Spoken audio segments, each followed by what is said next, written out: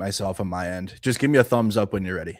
Hello team, I am ready. I am here. Thank you so much for joining us on ATPGEO Politics, and I'm joined with a guest, although it's a kind of co-stream here, my friend Andrew Mercado, whom I haven't spoke to for donkey's years, so for a long time, and we've done co-productions previously concerning the war in Ukraine. Today we're going to be talking about something completely different, and that is the scandal in Minnesota that seems to have erupted but isn't actually anything particularly new. How are you, Andrew? I'm doing good. Back to doing kind of where my platform started. You know, I mean, when it came to Ukraine, it was a story that really grasped me, as you can understand. I mean, it's just such a terrible thing that's happening to Ukrainians. But what started Mercado Media was covering what's happening here at home in the United States. So I started under the ending of the first Trump administration, and now we had a whole year of Trump, and I'm back out in the streets again. Yeah, indeed. And my goodness, it is it's crazy time at the moment in the world of American politics, particularly. It's for someone like myself, and no doubt even more so for you, it's a gift that keeps on giving. I mean, I can't stop thinking about and talking about American politics. You know, when I go to the pub and speak to my friends, when I'm just if I'm not researching in the world of the Ukrainian war, I am thinking American politics generally. So it is a nuts time. Absolutely, I understand that. I couldn't, and that kind of hurt me a little bit with my Ukraine coverage, because I couldn't shut off my American politics understanding, because I felt like it mattered, but it would turn people away because I would be honest. And I was like, this MAGA freight train's coming, and people were like, no, don't talk about it. I'm like, okay, but here we are now. And actually, though, the two subjects are so inextricably linked that I think you have to talk about American politics. So I guess what we're going to do tonight, and there's been, because you've only just sort of got back off holiday, just kind of cruised into your studio there and whatnot. So we haven't really done any discussion of this. But what I was hoping to do is, first of all, talk about the context of this scandal, which is nothing to do with the scandal, but to the context of the American government, actually, and the Trump administration, and why this might have erupted at the time it has, right? So the context, then, what this video is by Nick Shirley. We'll look at some of the claims that he has made in this video, the reactions to it, some fact checking, and we'll also look at who Nick Shirley is and a bit of past on him, and again some connections to Ukraine there, quite interestingly, which I think some of my audience will certainly be interested in.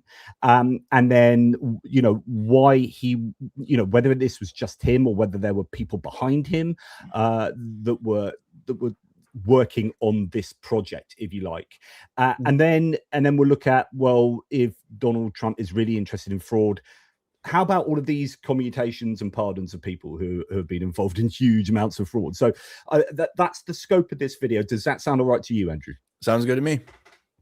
Okay, so do you want to give your understanding of the context first? So where are we with American politics to the point that this might be a very useful story for, particularly, well, for the Republican Party and the Trump administration?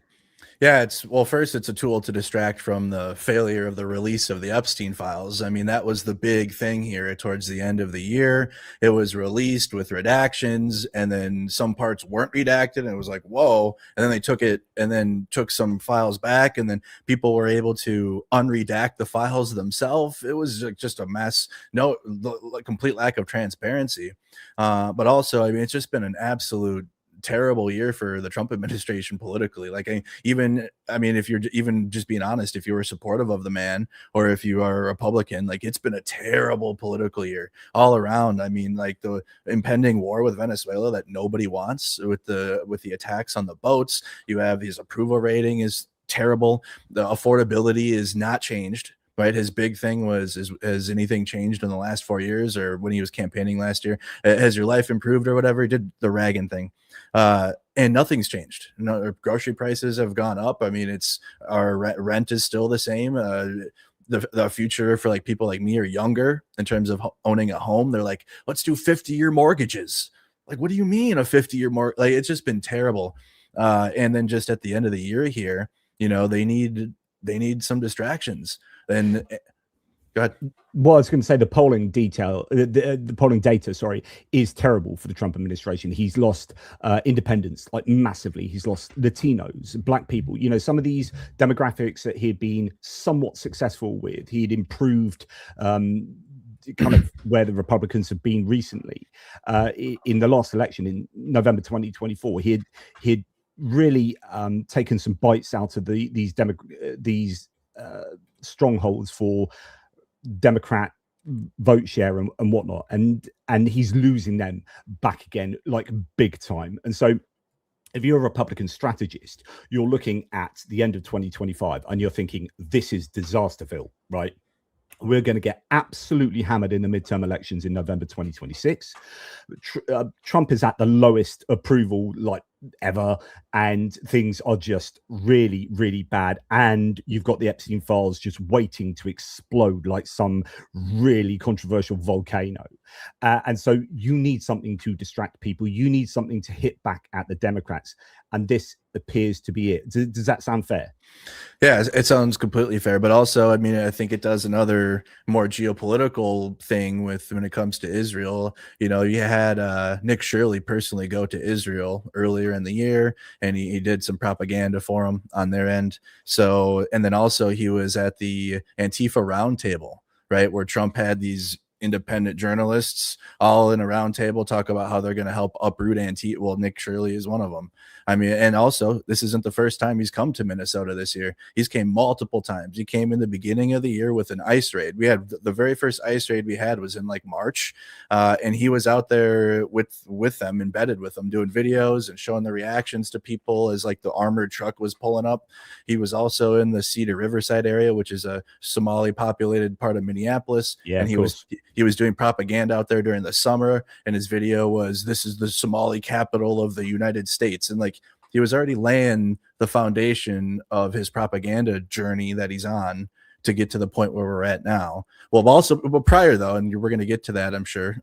Yeah, but even prior, but you know, in terms of what he's doing now with this more American now centric propaganda that he's on, it's been throughout the entire year, like, and everywhere I've gone to, like, and I've gone to cover these things like in Portland and in Chicago and in other cities outside of my own, and I don't have to go very far right now. It's in my own home state, but you know, I've gone to other cities and I'm going there because of the political propaganda, right? Of like Trump saying Portland's a war zone, or in the same thing with Chicago, like and then he's watching AI videos of like protests from five years ago or whatever, and then I'm going there. Yeah, I'm going there to just be like, yo, there's no war zone here. Like, I'm live with it, and I'm streaming everything like I do. And then Nick Shirley's also there doing his little thing with Cam Higbee and Nick Sorter, and like that little group is there doing their agitation propaganda, victim or crisis acting. They're doing that at the very same time. So like everywhere I'm at, they're at doing their propaganda at the very same time.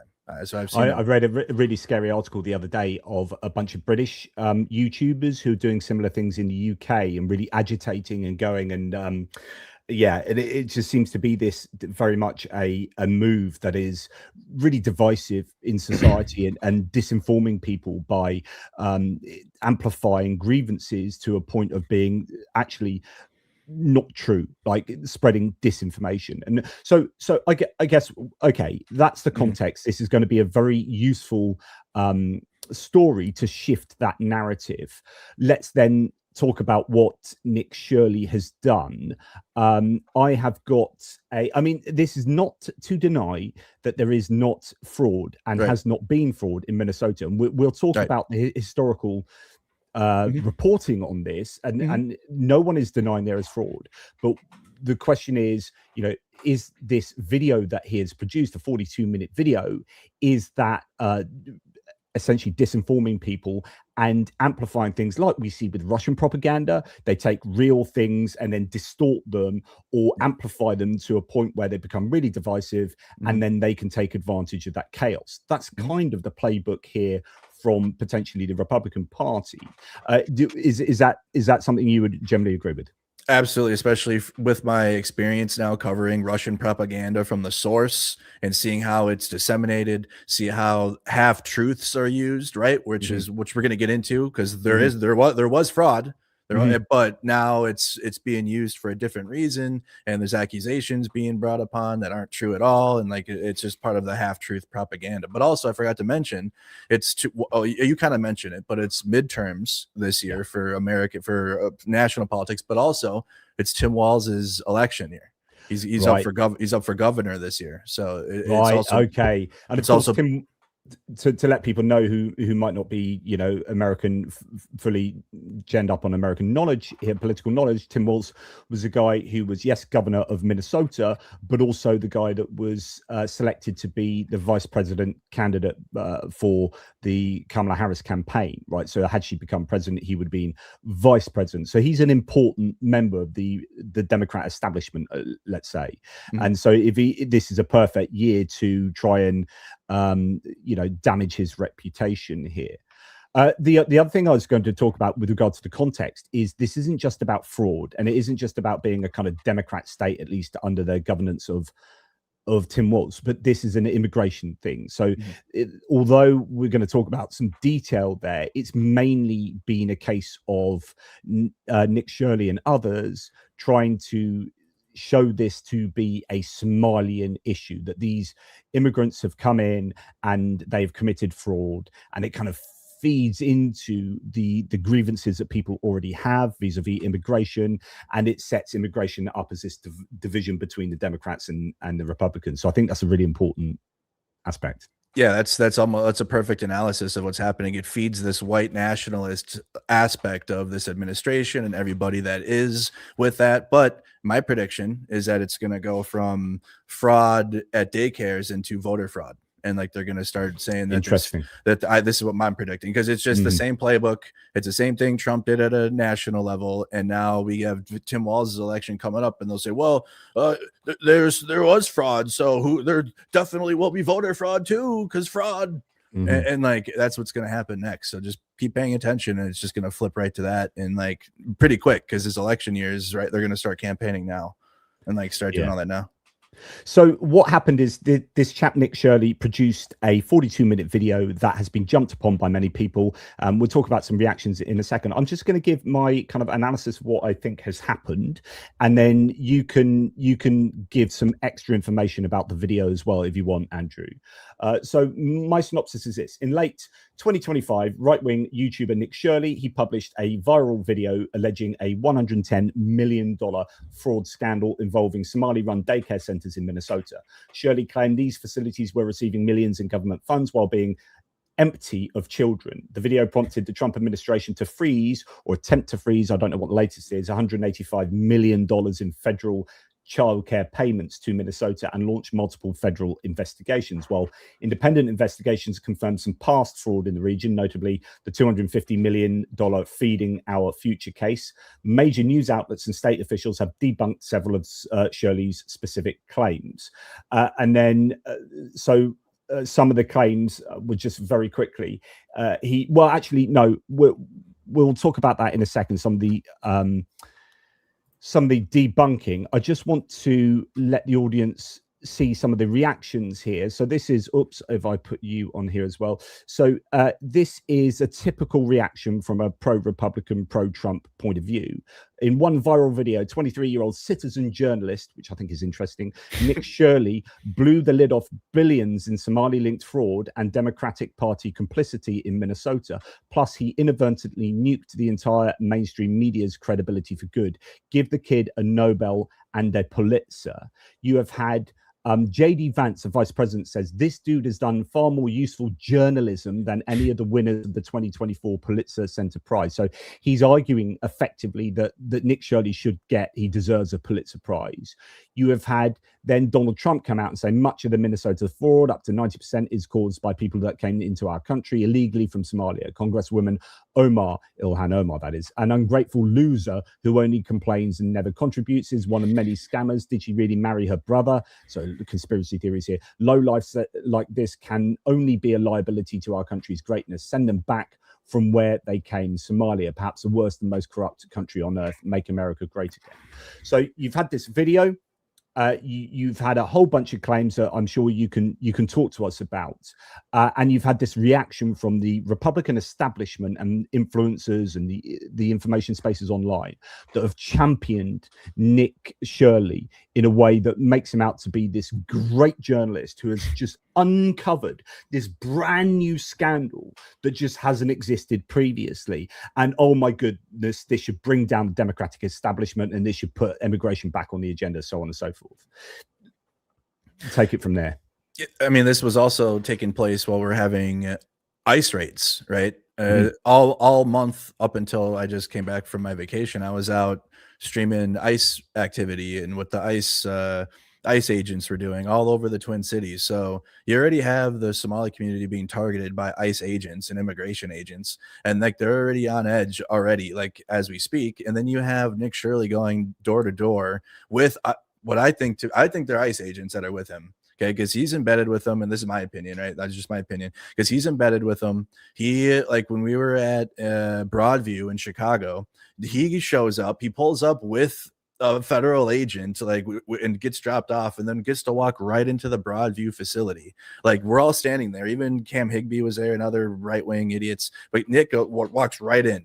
No problem. And no one else that's an actual independent journalist gets to go in with ICE or gets to see what's happening. It's only these like Antifa squad journalists that they had at that roundtable, including Katie Davis Court in Seattle. And well, she's from Seattle, but she was in Portland, and she's up on the rooftop of the Portland building, like behind the ICE agents doing propaganda for him. So so to give people the detail then, so what you're talking about, the people with him, so what he did in the video, as hopefully I mean you can add to this, but as he says here, look, here is a full 42 minutes of my crew and I exposing Minnesota fraud. This might be my most important work yet. We uncovered more than over $110 million in one day. Like it and share it around like wildfire. It's time to hold these corrupt politicians and fraudsters accountable. So what he did is he turned up to some daycare centers and actually some just offices of daycare organizations with people in masks, or masked people,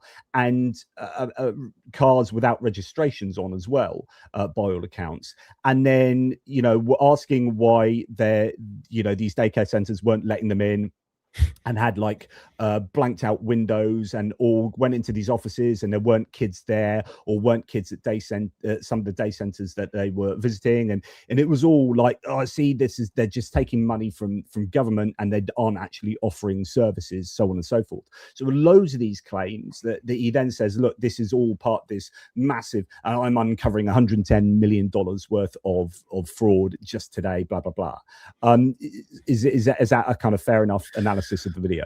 Yeah, that's what he was trying to sell everyone. But I mean, if you actually take the time and watch what's happening, is you have a guy that lives here who is like racist, actually racist, because first, if you watch the video, he goes, you got to be careful. Those people are dangerous. They're going to attack you and stuff. Clearly just absolutely a racist asshole. That's just, they're doing nothing but trying to, I mean, I couldn't say enough. I better just keep it to the focus. But this guy that he's got with him is just firing from the hip with his opinions and how he feels about it. He's not a licensed investigator. He's not a journalist. He's not a law enforcement agent. He's nothing. He's just this old boomer that is interested in printing out public records, right? That Dave guy that's with them. And if you're watching the entire video, they just go, show us the kids. Show us the children. Like, in what daycare center, like, or school or anything that you send your kids to would be okay with, like, yeah, go, all right, strangers with cameras and masked men, come on in and film the kids. Are you actually out of your mind? And I actually had pushback and people that were suggesting, people being MAGA suggesting that I actually go and do this, and that I should refute this. I should refute this journalism by going and staking out daycare centers and filming kids going in and out. Like, and that's just where we're at in American, like, politics, American psyche around news stories, to where that was a real suggestion. And I'm still trying to I even played with it. I even was like, I'm going to actually go and do this for Charlie. And like, I was joking, and like, they didn't like it.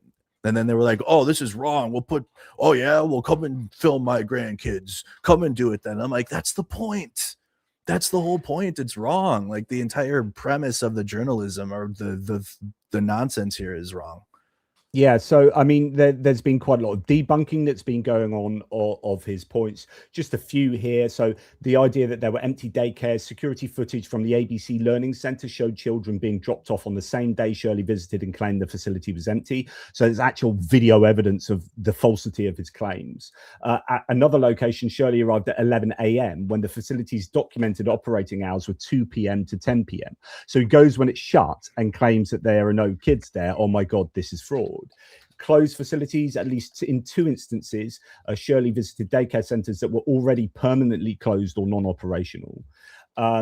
The lack of evidence for fraud. A state review found that all active facilities highlighted by Shirley had been inspected by regulators within the preceding 6 months, and some centres received citations for safety or cleanliness. Regulators found no evidence of fraud during these unannounced visits. So they're not pre-prepared visits, they're unannounced visits. Somali-centric framing, as you've said, that Shirley implied that the fraud was uniquely cultural to Somali Americans, while many defendants in previous unrelated cases, like the Feeding Our Future one, were of Somali descent. The ringleader of the scheme that he's talking about was actually a white woman, Amy Bach.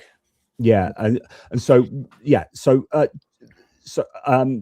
Krasenstein here, if you have a look at his reporting on this, says, I want to take a closer look at the grift Nick Shirley is running here, because once you slow it down, the entire thing collapses under its own weight. So let's get this straight. He went to a daycare center that doesn't open until 2 p.m., filmed it before it opened, and then presented the fact that it wasn't open as evidence of fraud. That's not investigative journalism. That's not knowing how a schedule works. Next, the blackout windows and secured doors. This is completely normal for ground floor daycares in large cities. It's done to protect children from strangers staring in, filming them, or worse. Ironically, the exact behavior he's engaging in is the reason those windows are covered in the first place. And just to be clear, no, a daycare center should not have its doors unlocked for random walk-ins during operating hours. That's basic child safety, especially in a country where the same political movement Nick aligns with insists that everyone should have easy access to assault rifles.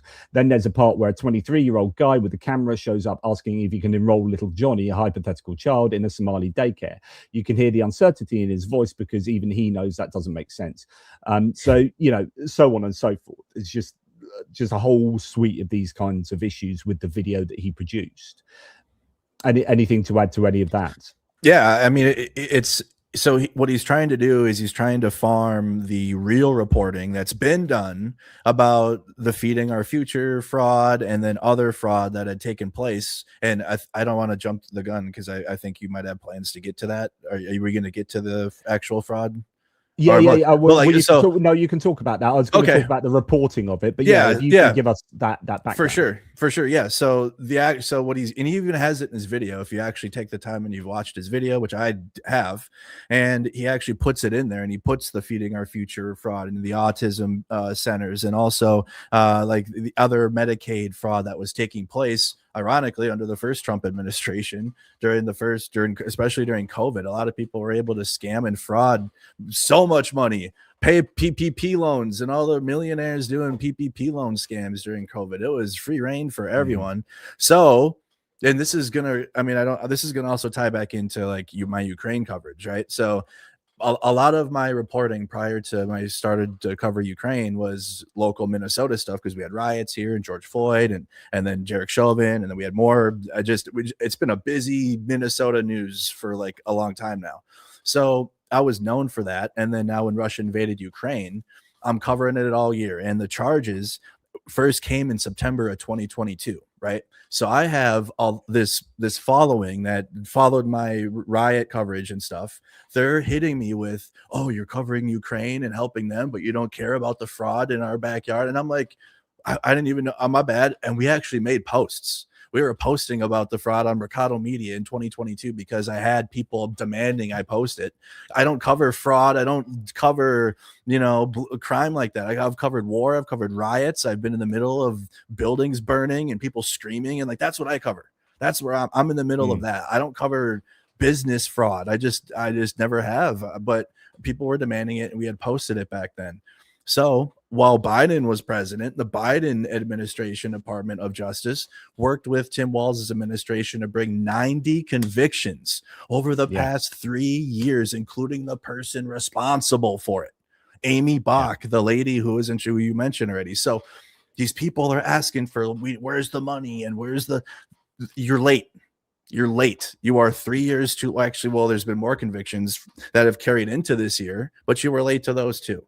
You know, maybe you shouldn't have been focused on Bud Light cans getting shot up and also Cracker Barrel logo. And you could have been worried about the fraud in Minnesota if that's what you wanted to be worried about. So the idea that this is an explosion of new evidence and that he's been this great investigative journalist is absolute nonsense. I mean, here's just Fox 9, I presume the local Minnesota Fox, but they say through the years, a decade of investigating fraud in Minnesota. And they've since 2013 and 2015, and we have 2018. We have good local news investigative teams. We really do. Minnesota has and I don't even like the local media aren't even that whatever, but it's because it's boring local news, whatever. But they actually do a good job of investigative journalism in this state, all of them. Yeah, they all have their own investigative teams. So you've had New York Times, but most of all you've had the Department of Justice doing their work. As you say, I'm going to just play you a little bit from the Rest is Politics US, which is a podcast with Katty Kay and Anthony Scaramucci. I think another cross current, I'm going to add some more in because I think that's why this story is getting so much traction, is that the narrative on the right over the course of the weekend, particularly since this video came out, you saw it from JD Vance, who retweeted the video saying that Nick Shirley deserves more accolades than any Pulitzer Prize winning journalist. The narrative from the right is that the mainstream media has not touched this story in order to protect a Democratic governor, and that the Biden administration ignored the story to protect a Democratic governor. And so that's part of the cross currents that's going in here as well, is that you've got this fight in media cultures. It's actually not true. I went back and looked at this. The New York Times reported this story a month ago. CBS reported this story a month ago. The Wall Street Journal reported this story a month ago. I mean, the apoplexy that you hear online on the right, and I did spend some time, which was not particularly good for my mental health, on Twitter yesterday, is that this story has blown up out of nowhere and no one has spoken about it before, particularly not the mainstream media. That just isn't the case. There's been a ton of reporting on this story. And actually, here you go. This is from a Department of Justice filing. The Department of Justice announced today federal criminal charges against 47 defendants for their alleged roles in a $250 million fraud scheme that exploited a federally funded child nutrition program during the COVID-19 pandemic. This from Attorney General Merrick Garland in 2022. That's why I think it's important to point out that this story has been around for a while. It has been reported for a while. The Merrick Garland Department of Justice took action against some of these people who committed fraud. I don't think any of that excuses the fact that this was allowed to happen and allowed to go on for so long, and that Minnesota taxpayers were ripped off by these fraudsters. None of that excuses it. I'm just trying to put it in the context of over the weekend, this blew up as a left versus right, mainstream media versus real, online internet media exposing something. And that just... And it's just not the case. Yeah. So I guess you agree with that analysis. Yeah, that's perfect analysis. Yeah. Nobody who likes fraud. Nobody, not a single person wants fraud to take place. And that's why thankfully there have been convictions on this, because it was the biggest fraud in Minnesota ever. And that's why, and actually it was used against Tim Walz. And I think she brought it up a little bit in the 2024 election cycle. CNN was bringing it up to him as if he was the one doing the fraud, as if Tim Walz was convicting. And yes, the buck does stop at him, and his administration needs better oversight on these NGOs and organizations that are getting money, for sure. I've heard that from everyone. Duh. Okay, but it's to pretend like you're unearthing fraud, or you're the one reporting on this fraud for the first time, and then Nick Shirley is the genesis of wow, look at all the rampant fraud in Minnesota. It's just not true. It's just not true. And to have it astroturf, his video was shared by the vice president, was shared by Elon Musk, was shared by every single right-wing talking head that has a platform. Every single one. It wasn't a natural viral video. It was absolutely astroturf to hell. And go ahead. Well, no, we'll get to that because I think that's super important. So we're going to get to Demuth and the Republican I think, machine that has been propelling this story. Oh, there you go. For all the reasons that we talked about previously. But before we get there, forgive me for playing another video, and this is coming from Fox News, and I think that's important because it's on Fox News, which is, you know, useful to have, you know, people who are kind of fact checking on there. This is Leslie Marshall on Fox News. I'd love you. Google, if you Google, actually local Minnesota news outlets have been reporting on this for years. Speaking of years, during the Biden administration, there were 59 people convicted so far. The ringleader is not Somalian. She's a white woman named Amy Block. She was found guilty on all 7 counts that were brought against her. So there are people that are already in prison. And remember, some of these are not DHS or federal related facilities. Some of these facilities were closed down for other reasons, not even fraud. But back to your question about Tim Walz. He asked the legislature in his state to give him more authority so that he could do more. And they said no. 1. 2, he also has closed a number of these centers already, and not just for fraud. They were investigating them for everything else. One, for example, on that video that went out, not the one from years ago, the one just recently, they were already closed because they were a bad daycare center. There was no fraud. They were just not doing a good job of the daycare. He hired outside firms to audit the payments to these organizations. He shut down the housing stabilization entirely, that department entirely. He has hired an overseer for this specifically, and he continues to try and get more, you know, and I don't think, honestly, I don't think he should resign. I don't think he's going to resign, but I do think it's political, and Republicans say it's not. 1, it's Republicans asking for him to resign, and 2, he's less than a year from re-election, and this is definitely going to put a ding and a chink in his armor as he runs. Yeah. So I thought that was a pretty honest bit of you know, reporting there from Leslie Marshall on Fox and Friends by the looks of it, and that's what we like to see, which is actually, let's set the record straight here. Tim Walz has done a bunch of stuff already. He wanted to do more, but the legislature wouldn't give him the powers to do more about this, and this doesn't fit in with the narrative that is being presented by Nick Shirley and those around him. Have you got anything else to add to that? No, I mean, to hear that from Fox News is pretty wild, on especially on Trump's favorite morning show. So yeah. So I mean, I'm glad. I mean, it's just you got to be honest about it. Like, is the fraud happening? Did the fraud happen? Is it happening? Yep. Has it been reported on extensively? Yes. Everything Nick Shirley has done has been fraudulent with it. Actually, the irony of the newly uncovered fraud in Minnesota is that it's Nick Shirley, not anything else. Yeah. So there's a few more before we then go on to look at actually look at Nick Shirley a little bit, and then look at the Republican Party involvement in this. Just a bit more sort of fact checking, if you can forgive me for that. And again, it's Brian Krasenstein. So just going to go through one of his threads here. Nick Shirley presents himself as exposing massive fraud, but his entire premise relies on misunderstanding or misrepresenting how home daycare and home healthcare actually work in big cities. In Minnesota, as in many large cities, Somali families and many immigrant communities rely heavily on at-home daycares and at-home healthcare. This isn't suspicious, it's normal, cultural, and economic. So where does Shirley go to prove fraud? He goes to the administrative office suites for home daycare networks and home healthcare companies, not the clinics, not the actual daycare centers, but the offices, and then, you know, sort of demands why there aren't children there and whatnot. He goes into a medical plaza with medical offices and is like, why are there so many medical businesses here? I just couldn't believe it. I couldn't believe that something that stupid is convincing to people, and it works.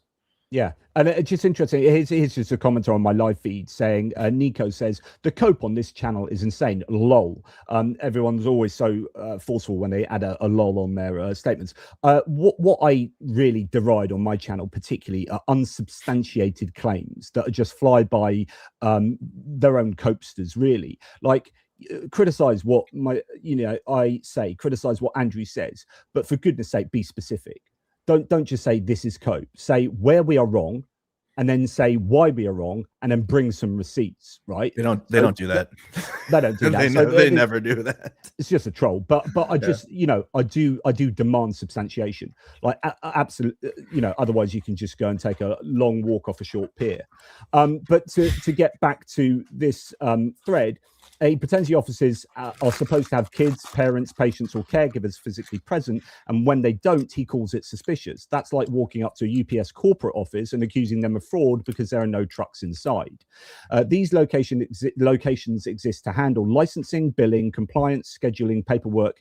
Care happens in people's homes, not in the office. Of course, the offices look quiet. Of course, some are closed during parts of the day. Of course, no one is dropping off kids there. That's how the system is designed. Shirley also relies heavily on language barriers to cast doubt on owners and employees. People understandably confused why a random 23-year-old man is barging into an office demanding daycare and healthcare services that are never provided on site. He asks about rates, even though many of these services are subsidy-based, meaning families don't negotiate prices the way private customers do. That confusion is used as evidence. Are there real fraud cases in Minnesota? Yes, like every state. Does co-location, quiet offices, or home-based care prove fraud? Absolutely not. What Shirley sells as investigations, scare quotes, is actually ignorance amplified by racial and cultural unfamiliarity. The tragedy isn't just that it's wrong, it's that misinformation like this spreads faster than boring facts ever do. And actually, there's good actual empirical evidence of that. Facebook, for example, we know that misinformation travels 6 times faster than truth, unfortunately. I hope this thread reaches even a fraction of the audience that his misleading videos did. And this is what's called Brandolini's law, right? And what we're doing is a function of Brandolini's law. Brandolini's law is also known as bullshit asymmetry, which is that people can make claims with consummate ease often, and it takes far longer to unpick them. And once you have unpicked them and gone through all the effort of unpicking these misleading claims, that actually the damage has already been done and it doesn't have as much purchase as the original claims do. Anyway, there you go. So that's a kind of looking at some of the claims on the videos. Also within his video too, he's got suggestive music. Like all of the propaganda techniques, right? When you have music, like he's talking to a Somali administrator in one of the daycares, and he's playing this music in the like this nonsensical, silly music, trying to like portray that this Somali individual is like not like dumb or something, which is just pretty much like she like didn't understand him. She's wondering why there's masked people with him in his group when we have ICE going through our city right now. Like, I'm gonna be back out there tomorrow, you guys, covering the ICE raids. I just needed to get back and get settled in. But and then she's like, they'll be here later. Like, even in the video, and he has it in there, they're like, they'll be here at 2. Like, they're not here right now. Like, there's no kids. They'll be here at 2 o'clock. And then the video is trying to sell you as if like this person is not smart or whatever. And like the whole video is like that. The whole video is trying to give you a narrative and guide you into what Nick Shirley is trying to sell you, instead of actually just showing you what's going on. Yeah, and actually, as someone says, like his hit piece, not that one, like his hit piece on Ukraine, which we're going to come to. But before we get there, let's just let the audience know of the person who is responsible for at least one of these fraudulent schemes. So this is Amy Bock, founder of the Feeding Our Future, convicted of orchestrating massive scheme that fleeced taxpayers out $250 million in child nutrition funds.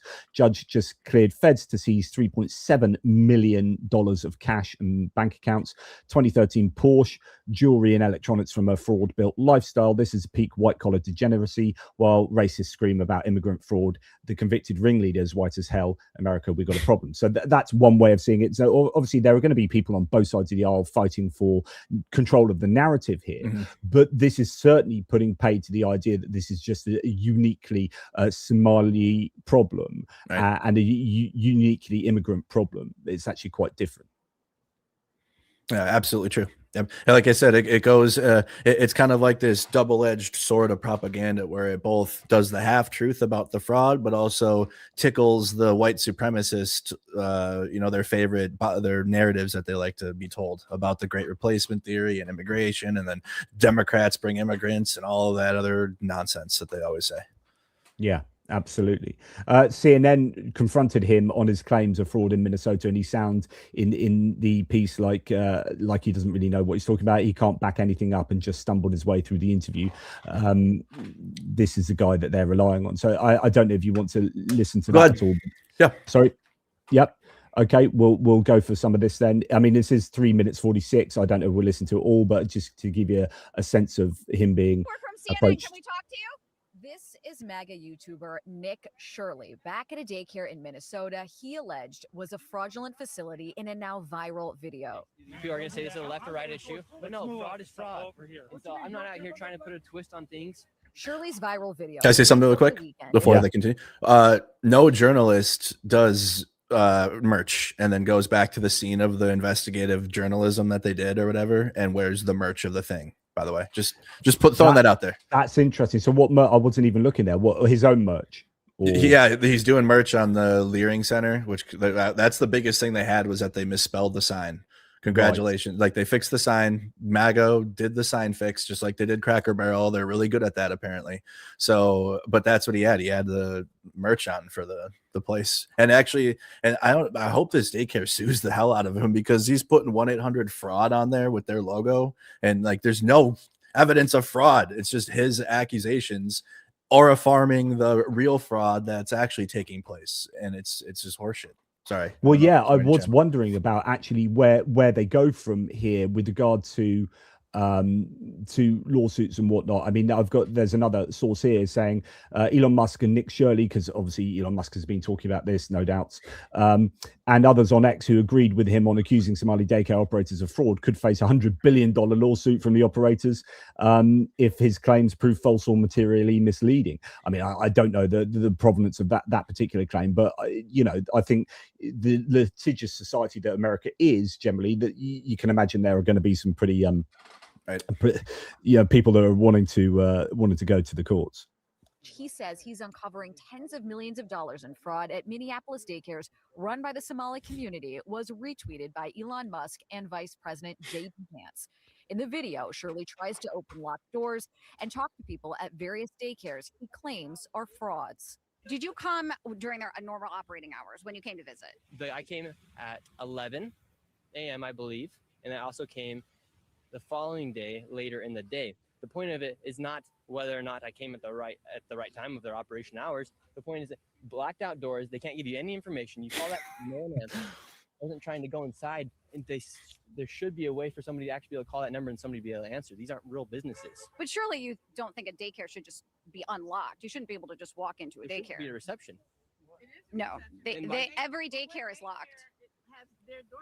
And so, okay, you bring up a fair point. Then why can't they actually give me information how to enroll a child? Federal law enforcement has been investigating fraud in Minnesota for several years.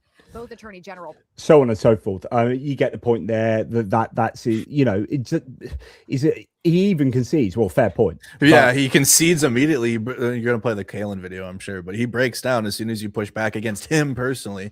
You have his like warriors in our chats going harder than he does against his own propaganda. Like he breaks down instantly when you confront him. Everyone in the chat carrying his water for him. You guys are doing more than he will, and you don't get paid for it too. And so even CBS has gone to town on him as well. Yeah. Recent video by conservative YouTuber Nick Shirley alleged nearly a dozen daycare blah blah blah blah. After the video went viral, DHS Secretary Chrissy Nerm announced a massive investigation on childcare and other rampant fraud in the state. CBS News conducted its own analysis of nearly a dozen daycare centers mentioned by Shirley. All but 2 have active licenses according to state records, and all active locations were visited by state regulators within the last 6 months. CBS News' review also found dozens of citations related to safety, cleanliness, equipment, and staff training, among other violations, but there was no recorded evidence of fraud, right? And so again, outlets like proper investigative journalistic outlets have actually done their work on this, and Nick Shirley's points just do not add up. And you get idiots like this person in my live stream saying, why are mainstream media desperate to cover up fraud? So strange. They're not. They're desperate, I would have thought, to report things as accurately as possible rather than just allow just ridiculous disinformation to prevail. But there you go. But also paint a target on the Somali community at the same time. So yeah. Indeed.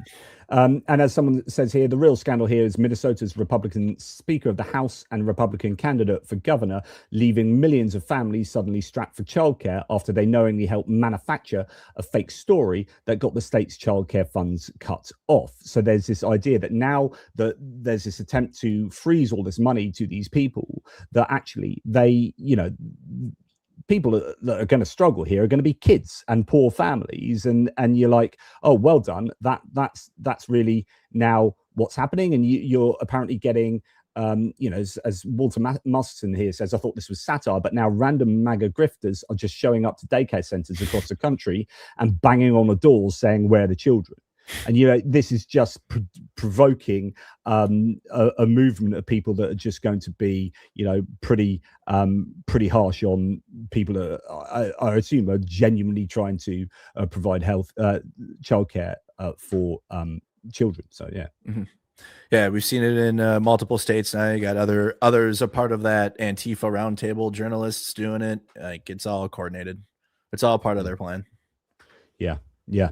And so talking about a plan then, so before we get on to Nick Shirley himself, because I don't want to be accused of, when you're arguing sort of in philosophical circles, you're always thinking about, am I committing a fallacy? And the one here would be the fallacy of poisoning the well, which is I'm trying to, defeat his claims by telling you what a horrible person he is over here. But that doesn't necessarily have an effect on, or it doesn't necessarily mean that the substance of what he says is wrong, right? But it doesn't help when his priors, this is, I could get into Bayesian reasoning here, like Bayesian probability, but his priors are like, when you found him to be problematic in so many other situations where he's making similar sorts of claims, when you find them to be dubious, then of course you've got form here, and that lowers the probability of this claim being credible. But anyway, before we get there, we'll talk a little bit about how this might have been more orchestrated. It wasn't just Nick Shirley turning up and thinking he could make some kind of explosive video. This source says, so it turns out the Nick Shirley news story about Somali fraud wasn't actually news, but an orchestrated political hit job. And with reference to Andrew Mercado here, the great Andrew Mercado. So talk us through this then. Now, there's no point me reading your words. You tell me what you found out. Yeah. So NPR News came out with a report. They don't post on X. They're just a local Minnesota public radio. Right. Like they're just boring news usually because they're just honest and they don't have a political sway. But I mean, they get labeled political sway because Republicans are coping. But yeah, so House Leader, and also she's a governor candidate for governor that she's going to be running against Tim Walz. She ended up working with Nick Shirley's group and giving them paperwork and helping them out with their little venture that they got going out there. Nick Shirley in that, and if you scroll down, he responded. Next tweet right there. This is completely false. I have no idea who this lady is. And then I quote tweeted it and posted the video of her, because she did a video now saying, like, we worked with Nick Shirley. We did this with him. And she's running for governor. So it was more a political hit job than it was investigative journalism. You can't even call it that. Yeah, absolutely. And here Turnbull says, Nick Shirley isn't a journalist. He's a puppet and dumb enough to think we'd never find out. This is Minnesota DFL saying Lisa DeMuth, GOP candidate and Minnesota governor, bragged that she used her position as speaker to collaborate with a YouTube conspiracy theorist and spread disinformation that would help her campaign. So top Minnesota Republican Lisa DeMuth says the party worked with YouTuber Nick Shirley to make his viral video on daycare centers in the state go viral, etc., etc. So, there is a sense that this was a concerted effort, and therefore this was a project, a plan, a move to do what we talked about earlier, wrest back the narrative, do a hit job on Tim Walz, so on and so forth. That this wasn't just someone, hey, it doesn't matter, fraud is fraud, as Nick Shirley was heard saying earlier, fraud is fraud, it doesn't matter whether it's left or right, Democrat or Republican. No, this is very much not that case. This is a political hit job, it seems. Minnesota Public Radio reports a Republican caucus were behind steering Nick Shirley to the daycares and shaping the narrative, and local outlets have reported about more than 62 investigations into childcare centers and covered it for years. So that's kind of what we're talking about earlier. And then last bit here, I just thought it'd be interesting, is that Speaker DeMuth. Not sure that she's going to want that photo to come out. But anyway, I don't know what her background is, but probably interesting. won't want that to come out.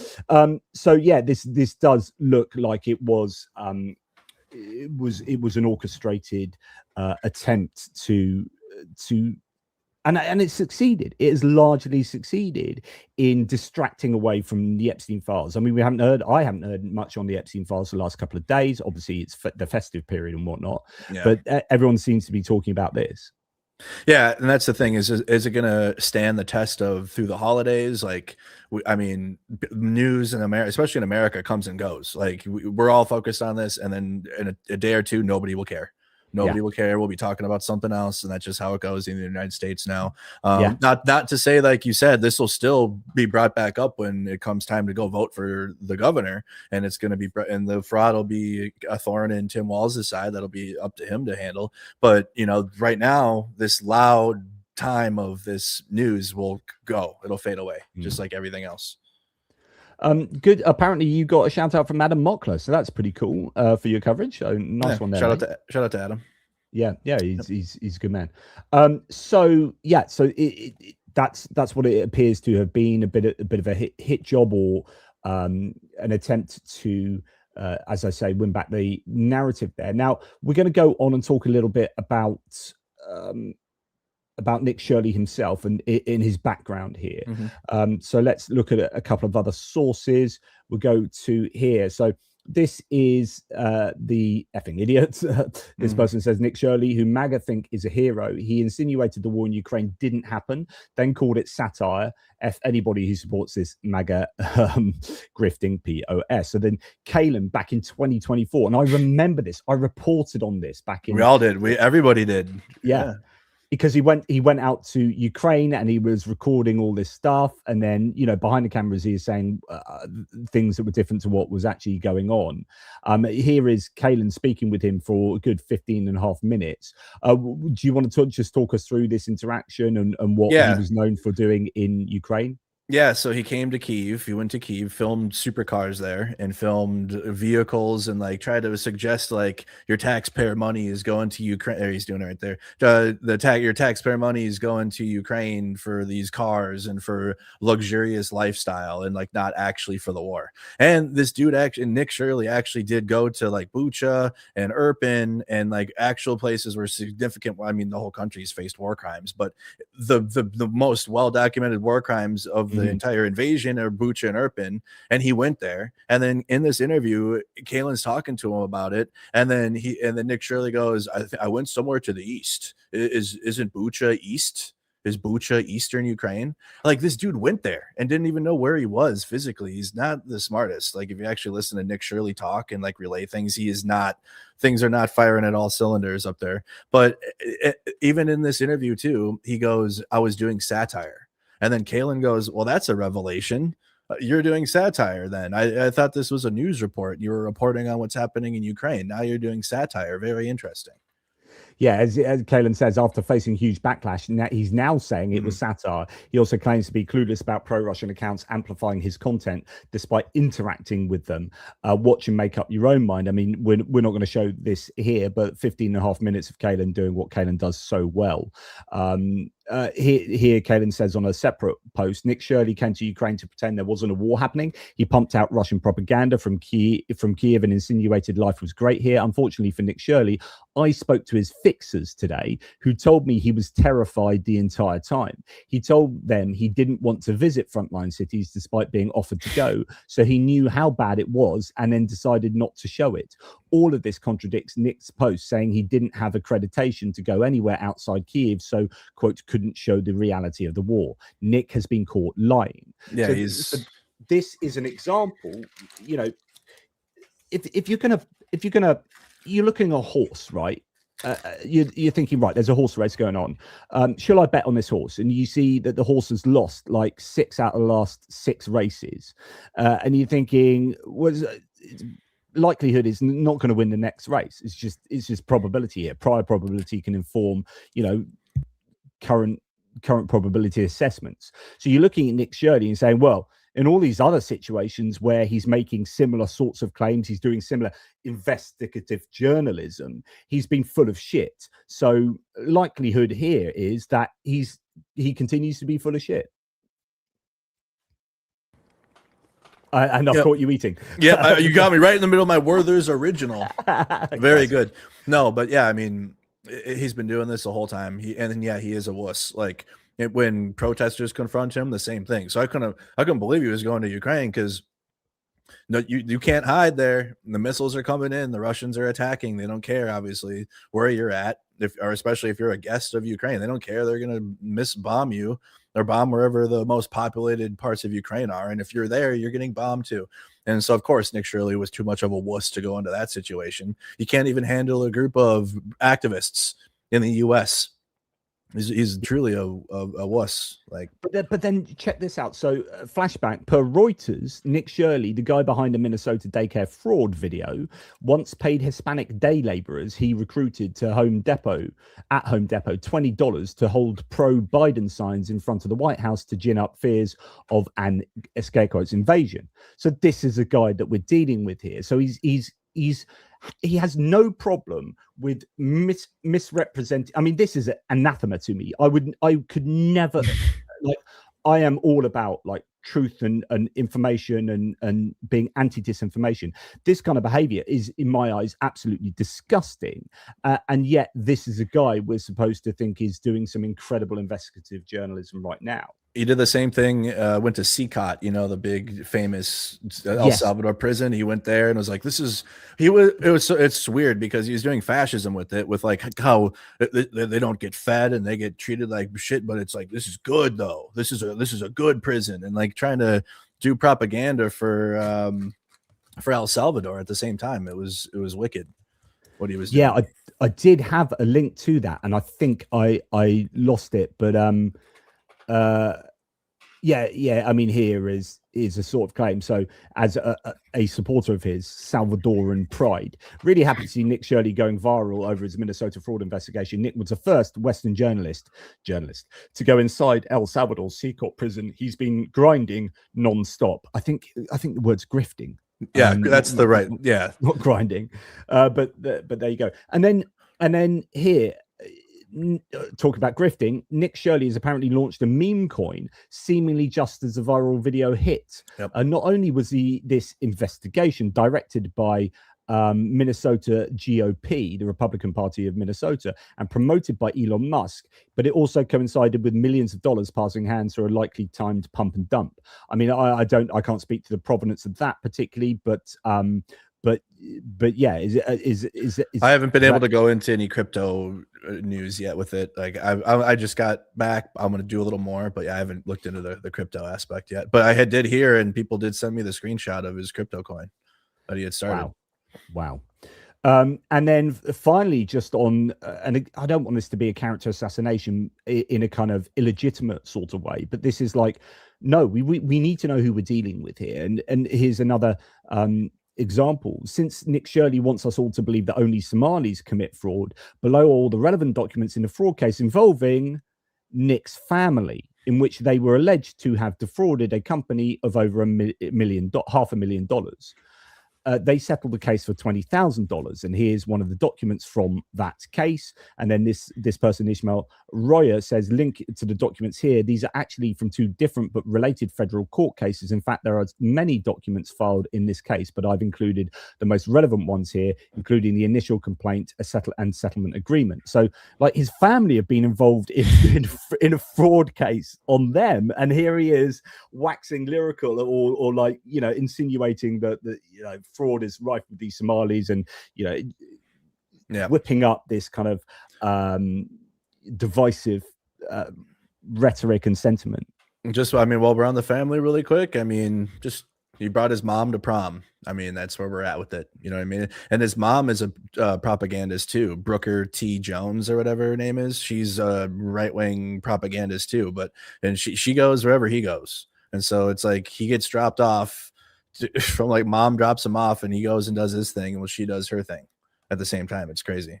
Wow. Yep. Brooker T. Jones, chat. It's his mom. Wow. Yeah. And so we'll get onto the final piece of this jigsaw then, if you don't mind. So the idea here is that, oh my God, fraud is terrible. Isn't fraud terrible? Oh my goodness. We find it absolutely despicable. There's fraud going on in Minnesota. This government that is surely absolutely against fraud. Here you have a source saying this is how MAGA chooses to be upset when it comes to fraud. Take a look at all the convicted fraudsters Trump has pardoned. Michael Milken, securities and tax fraud, pardoned February 2020. Bernard Kerik, tax fraud and false statements, pardoned February 2020. Edward DeBartolo Jr., failure to report felony extortion related to fraud scheme, pardon. Robert Zangrillo, conspiracy to commit mail and wire fraud. Varsity Blue scandal, multiple healthcare executives and doctors, various large-scale Medicare fraud schemes. Goodness me, was it Tim Scott from the senator from Florida that's involved in one of the biggest Medicare frauds or medical frauds in American history, and he's a bloody senator. Trevor Milton, security fraud and wire fraud. Devon Archer, securities fraud, defrauding Native American tribe. George Santos, wire fraud, identity theft, fraudulent campaign reports, sentence commuted. Todd and Judy Crisley, bank fraud, tax evasion and conspiracy. At least 20 others, primarily Medicare fraud and other white collar fraud cases. So, and now you've got this this internet thing where a bit like I don't know if you've seen any I did a video on Erica Kirk earlier, how people are like, this is how, you know, normal people grieving for 4 months of the death of their and then you get these videos of people. I've been rapid fire I'm rapid fire sharing them too. Every single Erica Kirk meme, I'm sharing all of them. But the algorithm now means like half of my feed is these Erica Kirk memes. It's probably me. My bad. I'm sorry. Yeah, you've got these memes now with fraud going on, which is not Somali. So people are then, allow me to introduce you to Scott Jenkins, the ample gentleman who was sheriff in Virginia, who was accepting bribes in exchange for deputy badges so rich dudes could carry concealed guns and avoid speeding tickets. Convicted in 2024 and pardoned by Trump in 2025. Not Somali.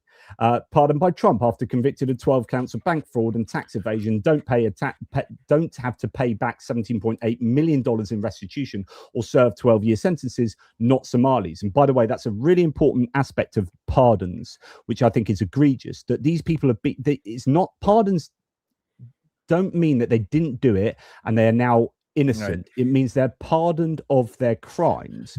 But what it also means is they don't have to pay restitution. So the people that are found guilty of X, Y, and Z and are due to pay back, say, $10 million worth of, you know, restitution due to the fact that they've been found guilty of doing X, Y, and Z. If they're pardoned by the president, then don't have to pay that back. So pardons are denuding people from receiving restitution as victims from these crimes. It's absolutely egregious. But there are so many more. New Jersey man whose fraud conviction was commuted by Trump back in prison for another fraud conviction. That's Eli Weinstein, was sentenced to 37 years for defrauding investors out of $35 million. You know, not Somali. Here, Trump commutes sentence of Aussie media founder Carlos Watson just before prison surrender. He was supposed to serve 10 years and pay $36 million in restitution for defrauding investors. Never served a day, not Somali.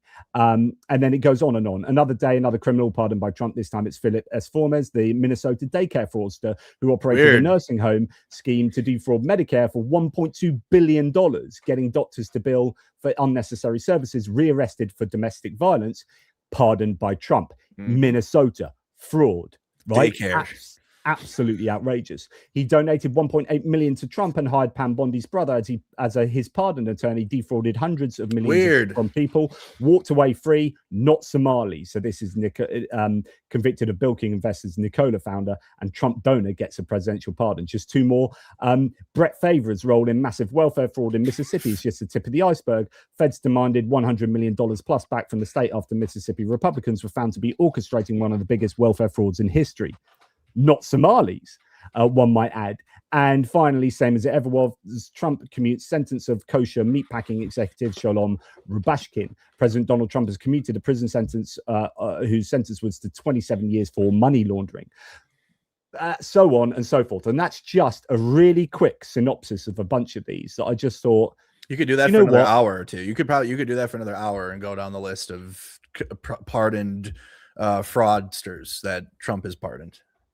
It's incredible. In fact, the pirate here says Trump really loves his fraudsters. I mean, this is, and that's the point, is that don't come and give me this kind of pearl clutching about fraud going on in Minnesota. You have absolutely no leg to stand on, Trump or any Republican involved in advocating for those kinds of pardons.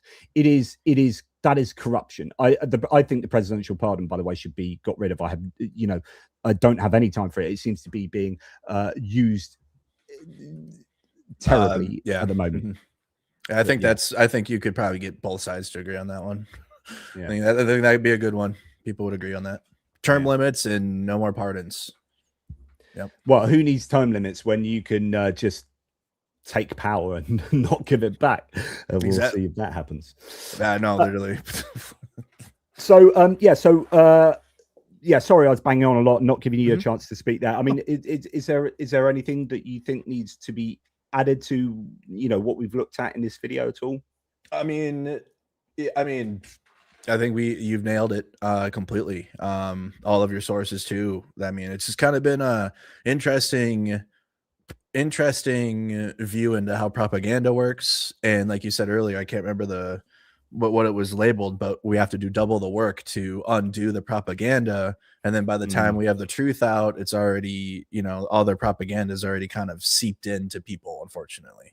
So, and it doesn't, and I don't want people to doom about it, because a lot of people were duped right away. And then now they've came out and have said, it was another fell for it again. Nick Shirley was convincing, but I get it now. Or they're able to see how propaganda is created, and everything he did is exactly how it's done.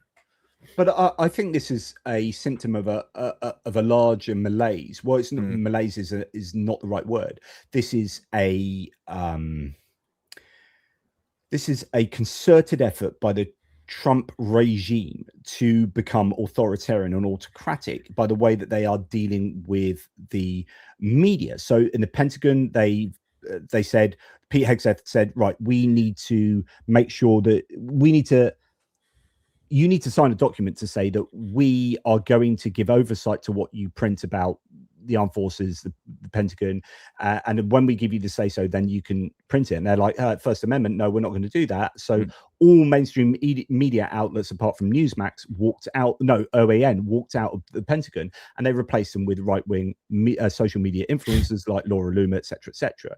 Then in the White House, the press corps has been largely changed on account of having this seat at the side. Caroline Levitt gives it to right-wing influencers like Tim Pool, and then many people in the audience are now skewing in a particular not the audience in the press corps, skewing in a particular direction. And whenever she is asked, or particularly Donald Trump, when he's directly asked a difficult question by genuine journalists, he just says, who are you with? And they go CNN or NPR or whatever. And he goes, fake news, I don't need to answer that. So he doesn't answer any difficult questions. He gets media that's completely on side with him. And he's creating a landscape where he's just got obsequious media outlets who will just do his bidding. And this is not good for democracy. No, it's not. It's gonna harm it significantly, especially if we continue down this road, and especially if you just need some idiot to go and do half truths and do this. The reporting was so bad. The video is bad. It's a terrible video, like on its own. Like even if it was about something else, the video is so bad. And like halfway through, you're done. I swear. And I know the ones that are watching that support Nick Shirley, that video is terrible. By the 20-minute mark, you were like, all right, I get it. Like, I'm over this. And then they just keep going with it. Like, here, we'll go to another place and then just let me see the kids and like copy paste. It's terrible. So, I mean, but unfortunately, like I've learned with the Russian propaganda over the years, and now with kind of same strategy here from the Antifa roundtable journalists, is that this type of propaganda works, and it works well, especially with people that aren't as smart. But there's a lot of stupid people out here, and they'll suck that up and not challenge it and take it for its word, and that sucks. But it's just where we're at now in America. Confirmation bias does a lot of heavy lifting, so people accord much more value to things that they agree with when they read them, to things that are critical of their position or not what they want to hear. And so they'll be if you want to believe that, then you're going to believe it and you're going to spread it and so on and so forth. It is a challenge, but I really do think there's a challenge all over the world. You know, we talk about the US here, but this is a problem, I think, right across the Western world, where our media outlets, I think it's dangerous to be anti-MSM. Like, even the idea that MSM now has its own little acronym and it's almost a pejorative, right? So that you know, if there weren't actual journalists from mainstream media outlets, and I was happy to hear David Pakman talk about this the other day when he was being interviewed by Mark Elias on Democracy Docket, where David Pakman said, look, if it wasn't for mainstream media, we would have nothing to aggregate to talk about. Like, well, I can't go out and to all over the world and interview people, you know, from the White House to the House of Parliament to, you know, wherever. Right. Like, we need mainstream media. We absolutely need it to do the job of doing the mainstream reporting, to get us the core substance, so that people like you and I, Andrew, no, you're slightly different because you do go out and you're a first-hand reporter in that kind of sense, where you are going to these hot points. But I think it's dangerous to outright decry mainstream media. I think we need it, and I think if you lose it, then who have you got holding people to account in a very investigative or very systematic way? Absolutely. I think two things can be true. We both need the mainstream news, but also it makes sense as to why someone like me can even exist now, right? And I buy my own live view and go do my own media and have my own media company, is because not all, but some of the mainstream news has lost trust of Americans and by their own doing. But I'd say, honestly, after looking at it now for so many years, I think there's less of that than there is more honest, actual journalism, like people trying on the when I'm looking at like OAN or Newsmax, those are completely designed to lie or like half truth or Nick Shirley journalism. But like when it comes to, I mean, just you got to look at who owns the things too, right? Like CBS is now owned by Barry Weiss. That sucks. CNN is they have DEI for MAGA, right? Where they have to have a MAGA voice on there because Republicans cry when they don't get their opinions heard. So now they have to throw MAGA people on CNN just because they have to feel included. And that can actually hurt a little bit. But like I agree though with you that we do need the mainstream news, because again, it's very expensive. I spend thousands and thousands of dollars to get to places, and like I don't have the money for it. And sometimes we need to aggregate that, and we can do it from home. And like we don't have the funding of like AP or like CNN or whatever. So and then because of journalism and because of like how that works and the freedom of speech, we get to aggregate that news, and then we get to talk about it and analyze it, and maybe even produce some of our own media off of it. But that's why we need it though, and we also need it to be honest too. And I think it's just all kind of a nucleus of accountability and honest journalism, and it's up to the individual to kind of sift through that and sort that out. And it can be tough. It can be tough. Yeah. Well said. Look, mate, is there anything else you wanted to talk about? Is there anything that you think we missed on this particular topic that's worthy of note? No, I actually was surprised. You brought up all the points I was going to, especially with Lisa DeMuth and the Republican Party's hands in this, and the white nationalist tie to the attacks on the Somali community. We have Jake Lang, who, if you've been keeping up with what that guy's doing, he's a January 6th insurrectionist that was pardoned by Trump. All year, he's been going to more Muslim populated areas in the U.S. Like he went to Dearborn, Michigan, and then he went to a place in Texas. I can't remember the city, but he does performance art propaganda. Like he took bacon and was slapping a Quran with it and wanted to light it on fire. And he's doing this in like the middle of the street in Dearborn, Michigan. And he's trying to draw a crowd out. He's doing that again in January here in Minneapolis. So January 17th, he's going to have his little anti-Muslim show that he puts on. But keep in mind, Nick Shirley will be there filming it and interviewing him. And like, because Nick Shirley's been going to all of these as well. He's been going with Jake Lang and like Cam Higbee to all of these anti-Muslim events all year. So Nick Shirley isn't done here in Minnesota, and there is this right-wing media nonsense. Like they're going to continue all year. It's going to be attacks on Muslims because I feel just Israel attacks on Muslims, but also just the political attacks because Tim Walz's election's coming up, midterm elections are coming up. Donald Trump's administration is doing terrible and this is like a way that they can try to distract. Jingle keys in front of your face. Yeah. I think so many people have said this recently, but this was in the context before Nick Shirley's video came out. I can't remember what it was, but it was like a couple of weeks ago. I think AOC came out and said, just remember everything this week. It was whatever scandal was going on from Trump. It is like, remember this week, everything you hear is in the context of they don't want the Epstein files to come out. And like, when you understand that that's really what's going on under the radar, like that explains an awful lot.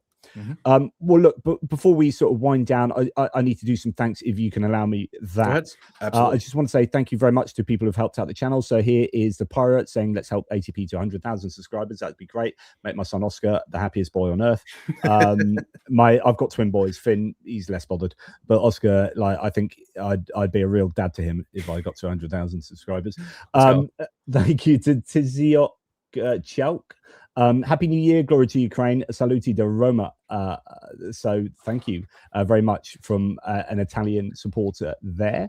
I probably butchered that name though. Michael, Oilers jersey with a giant Randy Moss figurine. I'm pleased.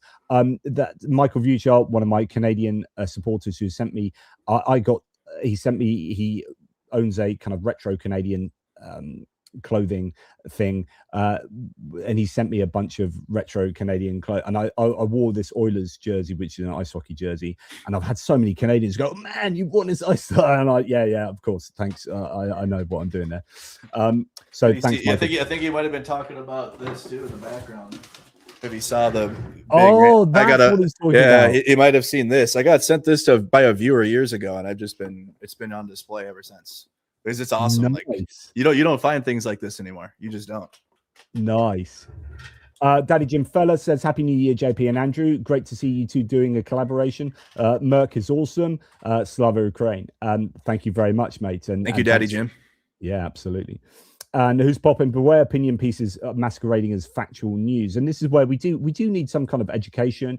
I know that Finland is often thrown up as a nation that teaches about misinformation, disinformation at primary school level and upwards. So I think we need to, all countries need to make sure that our children and young adults and adults are equipped with the tools that they can dissect claims with. We need to know how to deal with news and not news, opinion and fact and propaganda. Media literacy. We just need it. That's the phrase. Thank you. Mm-hmm. Yeah, I got you. Babbling on for 500 words and like media literacy. Oh yeah, just 2 words. But my motto is, why use 2 words when you can use 500? As my audience will know after 2.5 hour videos and me banging on about the same shite.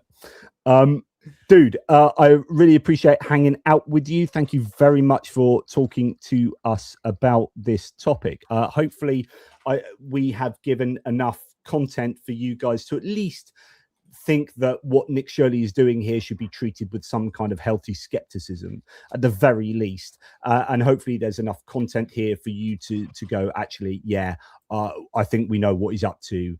And yeah, fraud does exist. Fraud is a problem, has been a problem, and will continue to be a problem, no doubt, with these sorts of facilities in Minnesota and elsewhere, of course. But we need to understand the power of amplification, the power of disinformation, the power of distortion, and I think all of those have been on show here. So where can people find you, Merc? What are you up to? Where do you hang out? Yeah, so Mercado Media on YouTube, but we're live right now, actually. Same with Facebook, X, on myself on X. I'm on all the social media, either myself or Mercado Media. You can look me up there. I'm independent journalism, truly, actually. Trying to just present the story. Shout out to my community. We just got brand new streaming equipment, so I actually have a live view now. So I have a real camera, no more just cell phone stream. So I'm gonna be real YouTuber now. I know, I'm excited. And also I'm close to 100,000. I got 10,000 more to go before I hit 100K. So help both of us hit 100K if you guys could. Make sure, and then also Johnny, shout out your channel too to my audience, so that way they can go and support you. Yeah, so I've got two channels. So the one that's relevant to your audience more likely is ATP Geopolitics. That's hence the big glowy ATP thing there. So ATP Geopolitics. Look, if you can subscribe, just make a 15-year-old kid happy and make him love his dad maybe a little more. You know, I'm going to pull on the heartstrings. I'll get the Nick Shirley music going in a minute, and then manipulate the audience into maybe subscribing or something. Oh yeah. but yeah, come and find me on YouTube, and I'm on all the socials as well, in one way or another, either as ATP Geopolitics or Tippling Philosopher, because that's my other channel where I talk philosophy and stuff, but that's probably not everyone's cup of tea. But look, dude, it's been great. And anytime you want to talk about anything else, you know, to do with American politics or geopolitics or Ukraine or whatever, you hit me up, mate. I'm always happy to chat. It's always good to bounce ideas off each other. We're going to be talking a lot over these next few years. I have a feeling. So yeah, I can't wait for the next one for sure. Honestly, I can't wait for the midterms. I am just like, it's going to be fascinating. I've got so much to say about that. I've got whole videos of American politics that I've still got. All my tabs arranged for different ones on the American economy. I've got one on freedom of speech, because there's a comedian called Don Jolly in the UK who's said that he's been refused a visa into the US because he's been critical of Trump. So you're like, oh really? You're lecturing the Europe on freedom of speech, are you, JD Vance? Oh really? Well, yeah. Anyway, so I've got lots of American content, but yeah, let's organize another one, mate. Just hit me up whenever you want to chat. Will do. All right, Johnny. Awesome. Take care, everybody. Stay on the line, and Merc, and we'll finish up the stream. But thank you very much to the mods and for people in the live chat, and thank you very much to Andrew.